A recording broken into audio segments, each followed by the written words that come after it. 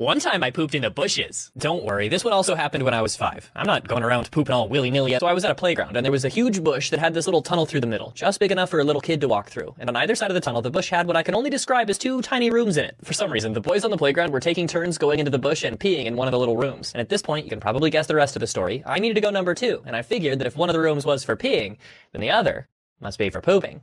I will remind you that I was only 5. I don't know if I admitted to my mom what happened, or if I just pulled my pants up and dealt with it later. Either way, the whole ordeal was very uncomfortable. But at least that time, I was the only victim of my stupidity. If you don't count my mom having to put up with a smelly boy. Another time, and again, I saw someone do that classic magic trick in a movie where they rip a tablecloth out from under a bunch of plates and silverware and everything stays in roughly the same place. That's because of a little thing called inertia. But I didn't know physics when I was a kid, so when I tried, I failed to properly account for several variables. My friends came over to play, and I was excited to show off a new trick I saw on the TV, but I didn't have a tablecloth